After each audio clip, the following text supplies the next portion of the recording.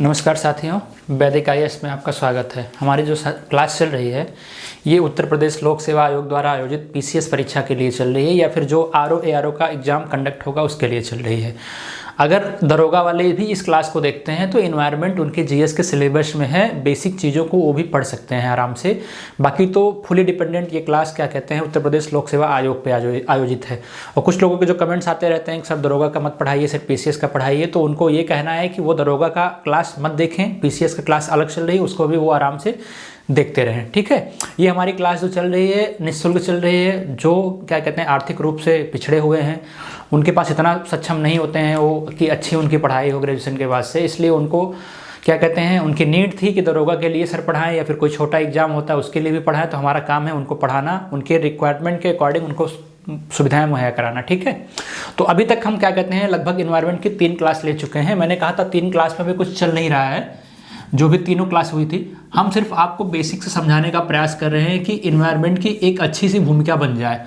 अब ये जो हमारी चौथी क्लास होगी, ये जो हमारी तीसरी क्लास हुई थी उसका जो हमने क्या कहते हैं छोड़ रखा था थोड़ा सा कि पारिस्थितिक तंत्र के प्रकार क्या हैं, हमने कहा था वो हम आपको आधे घंटे में अच्छे से समझाने का प्रयास करेंगे। उसको समझा लेंगे तब उसके बाद आपका एक व्यू बन जाएगा। इसके पहले हमने क्या बताया था आपको, हमने उत्पादक बताया था आपको कि उत्पादक कौन होते हैं, हरे पेड़ पौधे होते हैं। ठीक है, उसके बाद फिर हमने उपभोक्ता बताया था। ठीक है, उपभोक्ता में हमने 3 स्तर बताया था कि प्रथम उपभोक्ता कौन थे जो सिर्फ हरे पेड़ पौधे पे डिपेंड थे, दूसरे उपभोक्ता कौन थे जो इन पे भी डिपेंडेंट थे, जैसे हरे पेड़ पौधे पे खरगोश डिपेंडेंट थे और भी चीज़ें जो डिपेंडेंट थी, बकरी थी, ये सारी चीज़ें, लेकिन इनको जो खाने वाले थे वो द्वितीयक उपभोक्ता थे। ठीक है, इस तरह से हमने बताया था। तो यहाँ हम सिर्फ लिखेंगे उपभोक्ता। ठीक है, उपभोक्ता में अब जैसे प्रथम तो शाकाहारी था, लेकिन दूसरे स्तर पे क्या था, मांसाहारी भी था। ठीक है, शाकाहारी और मांसाहारी। उसके बाद इन दोनों को क्या कहते हैं वियोजित करने वाले क्या थे, अपघटक थे। इसके बारे में हमने आपको अच्छे से बताया था कि अपघटक क्या होते हैं ना। बेसिकली अपघटक क्या होते हैं, कवक होते हैं। ठीक है, शैवाल कवक होते हैं।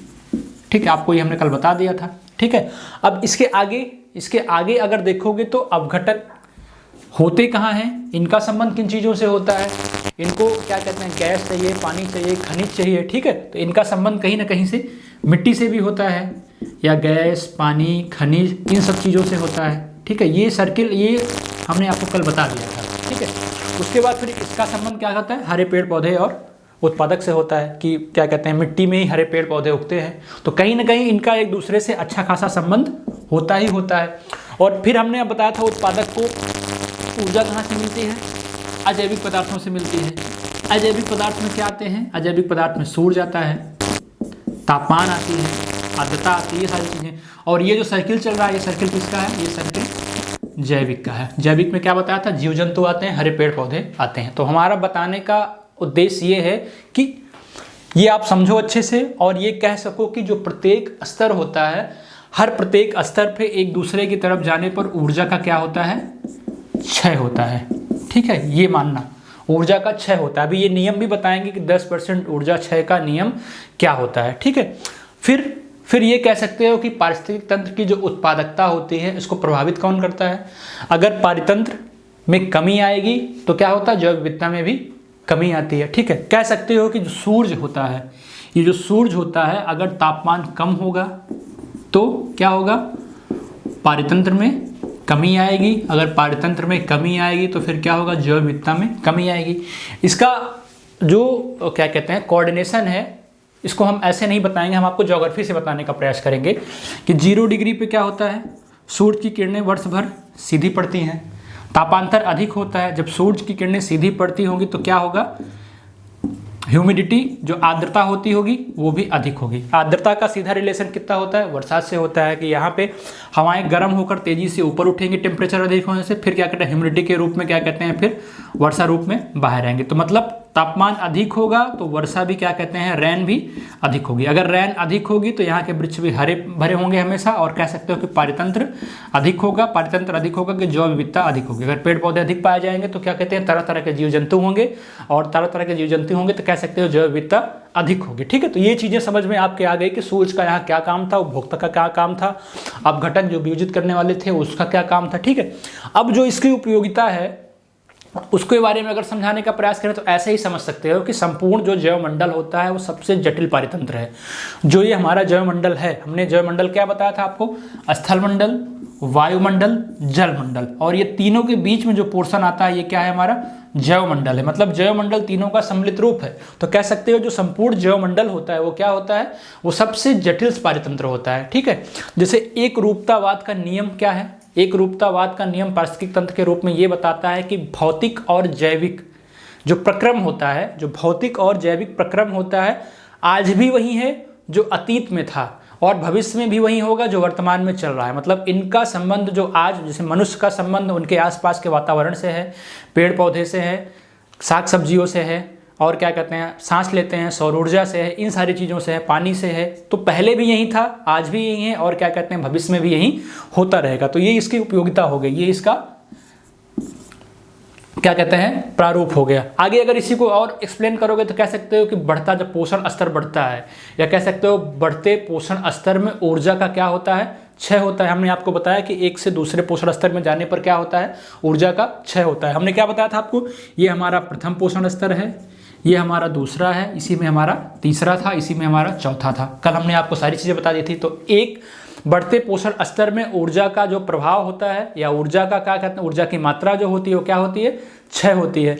और यही इसी के साथ ये भी कह सकते हो कि प्रत्येक पोषण स्तर में जीवों को अपने पिछले पोषण स्तर से ना 10% कम ऊर्जा प्राप्त होती है। ठीक है, इसी को क्या बोलते हैं, ऊर्जा हस्तांतरण का नियम बोलते हैं। इसी को ऊर्जा हस्तांतरण का 10% नियम बोलते हैं। ठीक है, अगर और एक्सप्लेन करोगे तो कह सकते हो जब प्राकृतिक पारितंत्र मानवीय गतिविधियों का समायोजन नहीं कर पाता है, अगर प्राकृतिक पारितंत्र किसी कंडीशन का शिकार हो जाता है, किसी दशा का शिकार हो जाता है, या फिर कह सकते हो कि प्राकृतिक गतिविधियों का समायोजन नहीं कर पाता है, तो क्या होता है, पारिस्थितिक अस्थिरता उत्पन्न होती है। एग्जाम्पल दें, जैसे कि पेड़ पौधे खूब उगे हुए हैं, बगल से नदी जा रही है। ठीक है, तो नदी जाने से, पेड़ पौधे उगे होने से जड़ें मजबूत होकर मिट्टियों को बांध के रखते हैं। अगर आप इन्हीं पेड़ पौधों को काट के फेंक दोगे तो क्या होगा, मिट्टियों का कटाव बढ़ जाएगा, आसपास के क्षेत्र जलमग्न हो जाएंगे। इस तरह की बहुत सारी चीज़ें घटनाएं घटने लगती हैं। तो ये पारिस्थितिक तंत्र था और उसके प्रकार थे और उसकी उपयोगिता थी। ठीक है, अब आगे आपको हमने बताया था, कल हम डिस्कस करेंगे कि पारिस्थितिक तंत्र के प्रकार क्या होते हैं ना, इकोसिस्टम के प्रकार की बात करेंगे। हमने ये आपको कल बताया था और हमने थोड़ा बहुत आपको बताने का प्रयास भी किया था कि दो तरह के होते हैं। ठीक है, एक प्राकृतिक पारिस्थितिक तंत्र होता है या पारितंत्र होता है, और दूसरा क्या होता है, मानव निर्मित पारितंत्र होता है। और उसकी हमने फ्रेमिंग भी अच्छे से कर रखी थी। ठीक है, टाइप्स ऑफ इकोसिस्टम। ठीक, टाइप ऑफ इकोसिस्टम। तो हमने दो चीजें बताया था, क्या बताया था, एक नेचुरल बताया था और दूसरा आर्टिफिशियल। आर्टिफिशियल मतलब मैन मेड या मानव निर्मित बताया था। दो चीज़ें बताया था। नेचुरल में हमने बताया था दो चीज़ें आपको, स्थलीय और जलीय। यहाँ से बेसिक क्वेश्चन बहुत आते हैं एग्जाम में। ठीक है, स्थलीय पारितंत्र और कौन सा, जलीय पारितंत्र। और जो ये आर्टिफिशियल है, जो मानव निर्मित में है, इसमें मानव क्या बनाता है, यही देख लीजिए, खत्म कर दीजिए इसको। मानव क्या बनाता है, खेत बनाता है। ठीक है, एक्वा कल्चर बनाता है, और क्या बनाता है, नगरीय औद्योगिक क्षेत्र बनाता है, नगर बसाता है, औद्योगिक क्षेत्र बताता है। ये क्या हो गया, ये मानव निर्मित हो गया पारितंत्र। और ये जो है स्थलीय पारितंत्र हो गया। स्थलीय पारितंत्र में क्या आता है, वन आता है, घास के मैदान आते हैं, टुंड्रा आते हैं, मरुस्थल आते हैं। ठीक है, वन, घास के मैदान, टुंड्रा और मरुस्थल आते हैं। और जलीय पारितंत्र में क्या होता है, इसके कई रूप हो जाते हैं। अलवण जलीय पारितंत्र होता है, सागरीय पारितंत्र होता है, और संक्रमण कालीन पारितंत्र होता है। तीनों लिख लेना, अभी तीनों के बारे में बताएंगे। अलवण जलीय पारितंत्र, ठीक है, और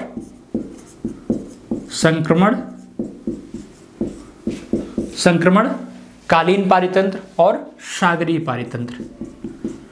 ठीक है, सागरीय पारितंत्र, ये सारी चीजें हो गई। अब अगर इसके आगे बढ़ोगे तो फिर आपको पूरा का पूरा ज्योग्राफी पढ़ना पड़ेगा, और ज्योग्राफी से ये सारी चीज़ें आपको समझाने का प्रयास करेंगे। अगर जान लीजिए कि अगर आप स्थलीय पारितंत्र में वन पढ़ रहे हो तो वन के कितने प्रकार होते हैं और वनों की स्थिति क्या होती है, कहाँ पे किस तरह के वन पाए जाते हैं, तो थोड़ा सा समझ लीजिए पहले, फिर ताकि आपको दिक्कत ना हो। ये हो गया 0 डिग्री, ठीक है। अब जैसे वन पारितंत्र की अगर बात करें, प्राकृतिक पारितंत्र में पहला क्या था, वन पारितंत्र की बात करें तो वन कितने प्रकार के होते हैं। अगर पर्यावरण की दृष्टि से देखा जाए तो वन के 3 प्रकार होते हैं। पहला उष्णकटिबंधीय वन होता है, दूसरा मध्य या शीतोष्णकटिबंधीय वन होता है, और तीसरा शंकुधारी या टैगा प्रदेश होता है। तो तीनों को पहले नोट कर लीजिए। 0 डिग्री पे क्या हो गया, उष्ण कटिबंधीय वन हो गया। फिर मध्य अक्षांश पे जाओगे तो क्या हो जाएगा, मध्य अक्षांशी या फिर शीतोष्ण कटिबंधीय वन हो जाएगा। ऊपर शीत कटिबंधीय या फिर टैगा टुंड्रा टाइप के वन पाए जाएंगे, ठीक है। ये चीजें समझ में आया। इसी को क्या बोलते हैं, शंकुधारी वन बोलते हैं ऊपर वाले को। अब अगर इसको पढ़ोगे तो यहाँ पे मैंने आपको बता दिया कंडीशन क्या होती है। 2 प्रकार के वन यहाँ पाए जाएंगे, पहला पर्णपाती मानसूनी वन होगा और दूसरा सदाबहार वन होगा। जो सदाबहार वन होगा वो उष्णकटिबंधीय वन के कहीं ना कहीं नजदीक होगा, सदाबहार, और दूसरा क्या होगा, पर्णपाती होगा। अब इसकी कंडीशन क्या होगी, सदाबहार वन जो होगा उष्णकटिबंधीय वन के आसपास होगा, मतलब 0 डिग्री के निकट होगा। अगर 0 डिग्री के निकट होगा तो तापमान अधिक होगा, आर्द्रता अधिक होगी, मतलब वर्षा कितना होगी, 200 सेंटीमीटर से अधिक होगी। अगर वर्षा 200 सेंटीमीटर से अधिक होगी तो बायोडाइवर्सिटी, जो जैव विविधता होती है, जीव जंतुओं के पाए जाने की संख्या होती है, वो यहाँ पे अधिक होगी। और यहाँ पे वर्षा अधिक होने से जो पोषक तत्व होते हैं निच्छालन विष से क्या कहते हैं, जमीन के नीचे चले जाएंगे। तो कौन सी मिट्टी यहाँ पाई जाएगी, लैटेराइट मिट्टी पाई जाएगी, ठीक है। देखो मिट्टी तक यहाँ पे लिंक कर दे रहे हैं, लैटेराइट मिट्टी पाई जाएगी। अब इसी को पढ़ोगे पर्णपाती वन में क्या होता है, तो पर्णपाती वन में होता है कि शुष्क या ग्रीष्म ऋतु काल में ये अपनी पत्तियों को गिरा देते हैं। पत्तियों को क्यों गिराते हैं पेड़ पौधे, कि वाष्प उत्सर्जन जो है कम हो सके, ठीक है। वाष्प उत्सर्जन कम होने के लिए पत्तियों को गिरा देते हैं। वर्षा, इस क्षेत्र में वन कैसे पाए जाते होंगे, यहाँ पे तो वर्षा कम होगी इस सीजन में, जान ही रहे हैं। इस क्षेत्र में वन कौन से पाए जाएंगे, सागवन पाए जाते हैं, शीशम पाए जाते हैं, बांस पाए जाते हैं और साल के वृक्ष पाए जाते हैं, जो इस पर्णपाती वन में आते हैं, ठीक है।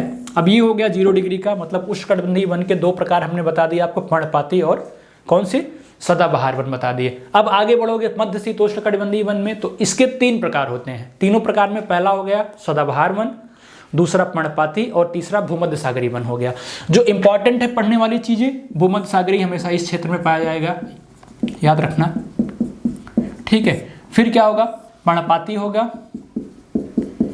यहाँ पे पर्णपाती होगा और यहाँ पे सदाबहार होगा, ठीक है।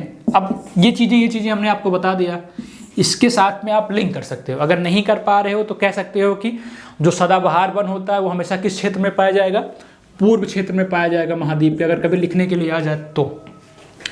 इसमें वन कैसे पाए जाते हैं, वन पाए जाएंगे, लॉरेल पाए जाएंगे, यूकेलिप्टस जो सफेदा का पेड़ होता है वो भी इस मध्य अक्षांशीय क्षेत्र के क्या कहते हैं, पूरब में पाया जाता है। आगे बढ़ोगे पर्णपाती, पर्णपाती का मतलब होता है जो मध्य शीतोष्ण कटिबंधीय क्षेत्र में पर्णपाती वन पाए जाते हैं, वो क्या करते हैं, वो अपनी पत्तियों को शीत ऋतु में गिराते हैं, ठीक है। शीत ऋतु में इनकी पत्तियां झड़ जाती हैं, इसलिए कि यहाँ पे ठंड से बचने के लिए ये अपने पत्तियों को गिरा देते हैं। इसमें कौन से, इसमें जो वृक्ष पाए जाते हैं वो ओपल के हैं, बीच के हैं, इस तरह के हैं, ठीक है। अब जो जानने वाली चीजें है वो भूमध्य सागरीय वन है, ये इंपॉर्टेंट है, ये एग्जाम में हमेशा पूछा जाता है। कभी कभी तो पूछता है कि रसेदार फल किस क्षेत्र में पाए जाते हैं, किस वन में पाए जाते हैं, किस क्षेत्र में पाए जाते हैं, इस तरह के, ठीक है।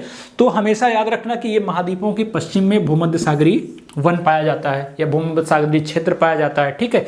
क्या करते हैं, ये पश्चिम क्षेत्र में पाए जाते हैं। ग्रीष्म ऋतु यहाँ की शुष्क होती है और शीत ऋतु यहाँ की ठंडी होती है और आर्द्र होती है, ठीक है। और वर्षा यहाँ पे कहाँ होती है, वर्षा जाड़े के महीने में होती है। लौटते मानसून से वर्षा क्या होती है भूमध्य सागरीय क्षेत्र में, जाड़े के महीने में होती है। और जो यहाँ पे क्या कहते हैं फल पाए जाते हैं, वृक्ष पाए जाते हैं, वो जैतून के पाए जाते हैं, पाइन के पाए जाते हैं, अंगूर पाया जाता है, नींबू पाया जाता है, ठीक है। तो कह सकते हो कि जो रसेदार फल होते हैं वो हमेशा किस क्षेत्र में पाए जाते हैं, भूमध्य सागरीय क्षेत्र में पाए जाते हैं, ठीक है। कभी कभी डायरेक्ट ऐसे पूछ लेता है अंगूर कहाँ पाया जाता है, इसीलिए भूमध्य सागरीय क्षेत्र का जो प्लेस होता है वो इटली है। इटली को क्या कहते हैं, सुरा समदुरियों का देश कहा जाता है। महंगी दारू, शैंपेन, ये सारी चीजें वहीं का नाम है और वहीं से बनती है, ठीक है। और देखिए आगे, तो ये हो गया, आपको समझाने का हमने प्रयास किया कि इसके प्रकार में जो इम्पोर्टेंट सेगमेंट है वो आप समझ लीजिए, ताकि अगर आपको जब बायोडाइवर्सिटी में जैव विविधता पढ़ाऊँ या पारितंत्र का नाम लूँ या फिर क्या कहते हैं पर्णपाती वन जैसे चीज़ों का नाम लूँ, तो आपके दिमाग में तुरंत जाना चाहिए कि ये किस क्षेत्र में पाए जाते हैं और इनकी उपयोगिता क्या होती है। हालांकि अभी क्लास चल नहीं रही है, अभी सिर्फ आपको समझाने का प्रयास कर रहे हैं। जैसे अब इसके आगे वन में घास स्थल जाओगे, घास स्थल में जो घास चीज़ें होती हैं, घास 8 प्रकार की होती है, उसका नोट्स दे दिया जाएगा, आप वहाँ से पढ़ लेना। और ये भी हमेशा याद रखना कि किस क्षेत्र में घास नहीं पाई जाती, तो अंटार्कटिका में घास नहीं पाई जाती, ये भी आपको याद रखना पड़ेगा। उसके बाद मरुस्थल पारितंत्र में आप जाओगे, ठीक है। तो मरुस्थल पारितंत्र में कुछ इंपॉर्टेंट चीज़ें होती हैं कि मरुस्थल में पहला नंबर क्या होता है, 25 सेंटीमीटर से कम वर्षा होती है। वार्षिक तापांतर यहाँ का क्या होता है, अधिक होता है। तो मतलब कह सकते हो कि आर्द्रता यहाँ पे नहीं होती है, या आर्द्रता लंबे समय तक नहीं पाई जाती है, लंबे समय तक आर्द्रता नहीं पाई जाती है। अब यहाँ की जो जलवायु होती है उसी पे यहाँ के जीव जंतु और पेड़ पौधे डिपेंड करेंगे। जैसे कि यहाँ क्या पाया जाएगा, लंबे पेड़ नहीं पाए जाएंगे, यहाँ पे झाड़ियाँ पाई जाएंगी, ठीक है। कटीले वृक्ष पाए जाएंगे, और जो कटीले वृक्ष पाए जाएंगे उनकी जो लताएं होंगी वो मोटी होंगी। उनकी लताएं मोटी इसलिए होंगी कि वो अपने लताओं में पानी को भरे रहेंगे। जैसे कि इस क्षेत्र में पाया जाना ऊँट क्या करता है, ऊँट क्या कहते हैं, महीनों भर का पानी क्या कहते हैं स्टोर करके अपने पेट में रखता है, ताकि उसे पानी ना मिले तो अपना समायोजन कर सके, ठीक है। और जो यहाँ के जीव जंतु, पेड़ पौधे, जीव जंतु पाए जाएंगे, उनकी टांगे क्या होती होंगी, लंबी होंगी, ताकि जो टेम्परेचर होता होगा उससे बच सके वो, ठीक है। और जो यहाँ के पेड़, जो जीव जंतु पाए जाएंगे वो तेज़ दौड़ने वाले पाए जाएंगे। यहाँ जो छिपकलियाँ पाई जाती हैं वो कीट बच्ची होती हैं। तो इन चीज़ों को आप अच्छे से जान लो, ठीक है। क्योंकि कीट बच्ची इसलिए होती हैं कि वहाँ पे आर्द्रता ना होने से उस तरह के जीव जंतु खाने को मिलते नहीं हैं, इसलिए कीटों को खाती हैं, ठीक है। तो ये हो गया पारितंत्र आपका, ठीक है।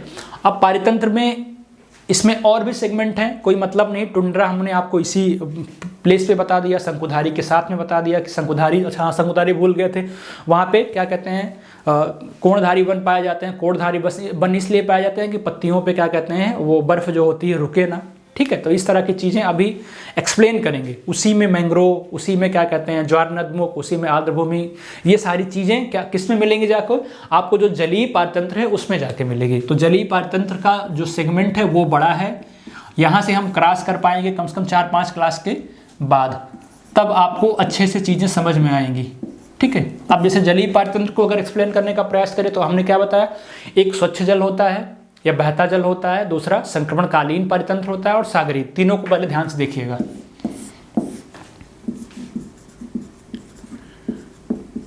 स्वच्छ जल और क्या होता है, संक्रमण, स्वच्छ जल पारितंत्र, संक्रमणकालीन पारितंत्र, और यहाँ पे सागरीय पारितंत्र, ठीक है। स्वच्छ जल में 2 तरह के हो सकते हैं जल।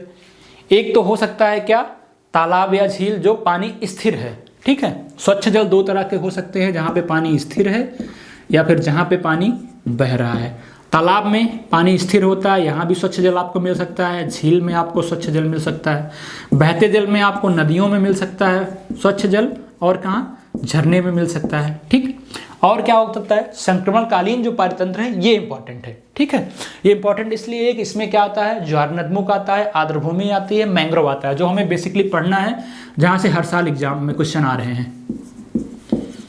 ज्वार नदमुख, मैंग्रोव, ठीक है, और आर्द्रभूमि, ठीक है। इन तीनों से क्वेश्चन संभाविक है और आता ही आता रहता है।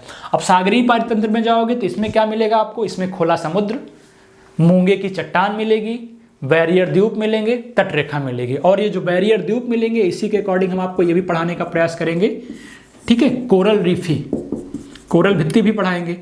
तो कह सकते हो कि इस क्लास को कम से कम 4 क्लास आपको देंगे, तब ये सारी चीज़ें सेगमेंट क्लियर होंगे आपके। तब आप क्या कहते हैं, एक ऐसे इन्वायरमेंट की माइंड में दशा बनाएंगे जिससे आपको पढ़ने में कोई दिक्कत ना हो। और जो ये सारी चीज़ें हैं, जो जलीय पारितंत्र है, इनको प्रभावित करने वाले कई कारक भी हैं, ये भी आपको बताएंगे। पहला कारक क्या हो सकता है, पहला तो जलीय पारितंत्र को तापमान प्रभावित करता है। तापमान क्या क्यों प्रभावित करता है, क्योंकि जल के तापमान, देखो जो स्थल होता है वो जल्दी से गर्म हो जाता है, सूर्य की किरण पड़ी नहीं तेजी से गर्म हो जाएगा, लेकिन जो जल होता है वो धीरे धीरे गर्म होता है। ये चीज़ हमेशा याद रखना, जल जो है स्लोली गर्म होता है तापमान से। तो होता क्या है कि बदलाव जो है जलीय जीवन को प्रभावित करता है। इस तापमान का बदलाव जो है जलीय जीवन को प्रभावित करता है। कह सकते हो कि तापमान यह निर्धारित करता है कि किस जीव की संख्या पानी में बढ़ेगी और किस जीव की संख्या कम होगी। तो ये बहुत महत्वपूर्ण सेगमेंट होता है कि जलीय पारितंत्र को तापमान भी प्रभावित करता है। यद्यपि कह सकते हो कि तापमान परिवर्तन जलीय पारितंत्र का विनाश भी करता है। अगर तापमान थोड़ा सा बढ़ जाएगा तो जो इसमें प्लैंक्टन होंगे वो मर जाएंगे। अगर प्लैंक्टन मर जाएंगे तो क्या होगा पानी में, तो मछलियां मर जाएंगी, मछलियों को खाना नहीं मिलेगा। तो कहीं ना कहीं से इसका कोऑर्डिनेशन क्या कहते हैं, पारिस्थितिक तंत्र का ये रूप होता है, पारिस्थितिकी का रूप होता है, जो हमने तंत्र आपको बताया कि एक चीज़ों के ना होने से दूसरी चीज़ें अपने आप प्रभावित होंगी।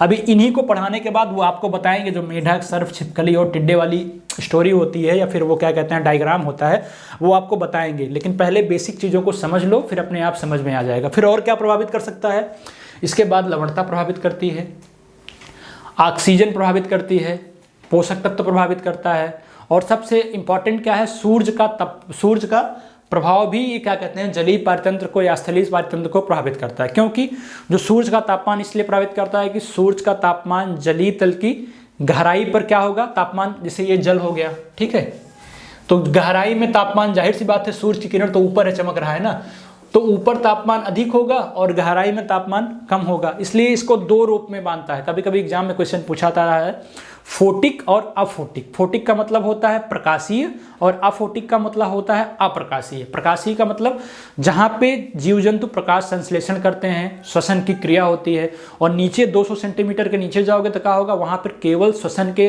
द्वारा जीव जंतु जीवित होते हैं, ठीक है, या फिर अवसादों पर निर्भर होते हैं। तो ये आपकी पूरी की पूरी कहानी हुई किसकी, पारितंत्र के प्रकार की। अब इसके जस्ट बाद आपको पारितंत्र के प्रकार में ज्वारनदमुख, मैंग्रोव, आर्द्रभूमि और कोरल रीफ पढ़ाएंगे।